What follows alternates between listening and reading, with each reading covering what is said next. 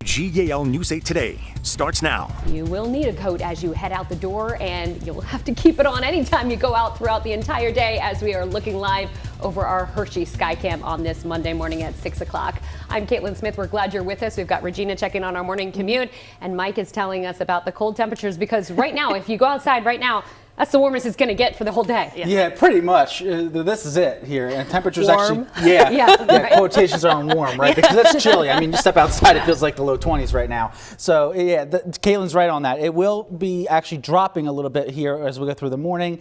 And then temperatures kind of just stay steady, but it's going to feel like the teens and 20s throughout the day today. Mostly cloudy, still cold tomorrow, but tad warmer, and by that I mean we actually get to the freezing mark on Tuesday. Scattered mixed showers though return on Wednesday, and that includes for Carlisle here in Cumberland County. Good morning to you. Temperatures at the moment upper 20s to low 30s. This is about as warm as it's going to get out there. 32 in Gettysburg, 29 in Lancaster and Harrisburg, and 25 in Lewistown. That wind you see, yeah, that's not helping right now. 5 to 10 miles per hour here. That's adding a wind chill to the air, making it feel like the upper teens and low 20s for most of us as you step out the door this morning. Storm Team Live Radar Network here. A few breaks in the clouds. Otherwise, the clouds increase. We have snow to the southwest and a few snow showers northeast, but we are dry and we stay dry throughout the day today. You can see that again, those temperatures dropping a little bit here as we go into the morning and then kind of just holding place throughout the day today, Regina. But yeah, those temperatures with the wind take about 10 degrees off of that, and that's probably what it's going to feel like today. And for those of you who didn't watch the 5, you had a great analogy. We're all in the freezer today. It's pretty much. Yeah, because we don't get above freezing at all. Hopefully, I won't be frozen by the end of the day. Yeah. Well, then, if you do, just get hot chocolate or hot coffee. There you go. All right, Mike, thank you. And it's 6:02, everyone, on your Monday morning. Hello to you, and hopefully you're feeling refreshed on this Monday morning and had a nice weekend. Right now, across the Susquehanna Valley, for the majority of us, we're looking good. We do still have that shoulder blocked on I-81 north of Lingelstown, Paxtonia exit there in Dauphin County. It looks like it really hasn't impeded traffic at all this morning, so that is good news. And wanted to show you as well Manheim Township. Good morning to you in Lancaster County. Route 283 and 30, the interchange there looking just fine. No issues there. We love to see that. And if you're headed out of Lancaster to Harrisburg, 31 minutes there, 35 if you're headed to Lebanon, and 24 minutes if you're headed to York. We'll have another update for you in about 7 minutes. This has been a Lancaster Toyota traffic report. Well, this morning, a York County family is without a home after an electrical fire destroyed their trailer in Lower Windsor Township. Braden Ritter was working at Riverside Subs in Wrightsville when he got the call about this, his home catching fire, and you can see the damage left behind. This happened around 1 o'clock yesterday afternoon. He says that he and his mom ran a small cat shelter inside that home, and now only one of 3 cats who were inside at the time survived. He says that the fire also spared a family heirloom. I did lose my keys to my weapon cabinet that had my grandfather's rifle in it. After he passed, that's what handed down to me, and that's the last thing I have of him. Yeah, that's pretty much it. So his employer, as we mentioned, Riverside Subs in Wrightsville, is now collecting donations to try to help him and his mom. You can donate clothing and household items. York County Regional Police are warning about a scam that they say they're hearing about from you. Officers say scammers are claiming to be a lieutenant with the York County Sheriff's Department Civil Processing Division. Police say the scammers will tell you that you missed jury duty or have unpaid fines and then try to get you to send them money or give them personal information. Police say the suspect is using a phone number app to make the calls look like they are coming from a 717 area code. Police are reminding you that they will not call you to ask for money and that you should not give scammers your personal information. Lancaster Township police say a woman is now behind bars in connection to a shooting from more than a year ago. Investigators say 20-year-old Monet Clark faces charges for her role in a shooting that hurt 1 child and an adult. It happened at the Creekside South Apartments on Passy Lane on November 20th of last year. Police say the shooting happened after an attempted robbery during a drug deal. It's 6:05, and Not One More is the name and message of a nonprofit organization based in York County. The group says its message is to prevent overdoses and help those who are dealing with addiction.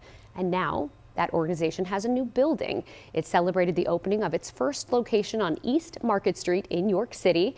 It will occupy the first floor, and it's called the Not One More York Family Center. We've worked really hard to provide the support and to create this family center where folks can come and, in a comfortable space and a welcoming space, they can talk about the things that are going on in their lives. Well, the center will provide a space for organizations that it supports. There are 3 groups. One is CARES, which stands for Compassion, Advocacy, Resources, Empowerment, Support, as well as Family Connections, and the third is called Fences and Bridges. Many home and property owners in the Susquehanna Valley could see your taxes going up soon. Dauphin County is looking at a 15% tax hike, York County a 14% hike, and Lancaster County commissioners have already advanced a 10% tax hike. Kyle Kopko with the County Commissioners Association of Pennsylvania says that counties are facing higher costs for health insurance for workers, also inflation, and the consequences of that state budget delay. Coming off of a protracted budget impasse, so counties lost out on any interest that they would have earned on their reserves. Some of them had to take out loans, so they're paying interest on that. Healthcare premiums are going up. Inflation is still somewhere around 3%. So just the cost of doing business across the board is more expensive. And of course, we're hearing about this now because December is typically the time that counties vote on their budgets. It's 6:07 and we are now an hour into the 31st annual Coats for Kids telethon. We are raising money to buy coats for families in need, and News 8's Gabrielle Thomas has been joining us from the Salvation Army in Lancaster all morning long, showing us this need. Gabrielle, good morning.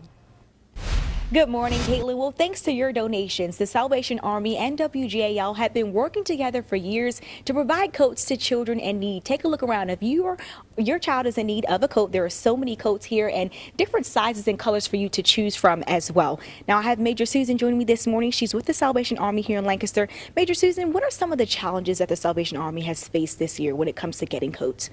I think some of the biggest challenges are the great need. There have been so many people that need coats. When it came to SNAP benefits this year, and when that was, cut for a while or a term, then people were panicking. And, that a coat is something that takes a big chunk out of the budget. So that was a big need, and that was a big help. So we were appreciative of that. How does distribution work if a family comes in and they need coats for their children? Well, they come, and when it comes to the distribution itself, they sign up.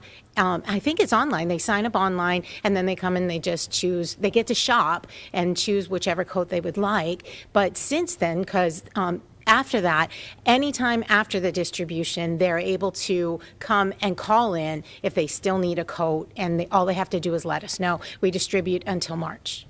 Major Susan, thank you. Caitlin? Gabrielle, I know there are so many different children sizes out there. How do you know which one you should bring in or donate money for?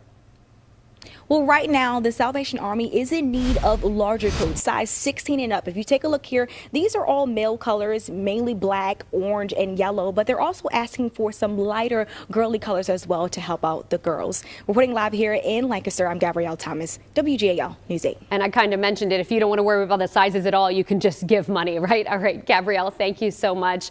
Let's check our current total of how much money has already been donated to our Coats for Kids telethon with the Salvation Army, and you can see the total there, $3,000 in just about the last hour. Thank you so much to everyone who has donated already. Keep it coming so we can help keep children in our community warm over the winter months. Let's get to the Powerball drawing now because the next one is tonight, and that jackpot stands at $875 million. No ticket matched all 6 numbers in Saturday night's drawing. The jackpot now ranks as the 7th largest in Powerball history. The Powerball jackpot has not been won since September 6th. That's when a ticket in Missouri and Texas split the $1.8 billion jackpot. Just think of how many coats we could buy for the kids in our community. All right, let's go over to Mike and Regina because, Mike, it is cold out. It is, and you'll definitely want the coat today because temperatures are going to be around 30 degrees here, so it's good weather for picking that perfect tree, but it will be blustery, so just keep that in mind if you're going to be heading out today here. In addition to that, we're going to remain with a few chances of rain and snow as we go through the next couple of days. Very light, nothing too crazy, but a few clipper systems come through, and then as you were saying earlier, Regina, we stay in the freezer here with below average temperatures for several days here. In fact, the warmest it gets is Wednesday with a high of 42, and that's still below average for this time.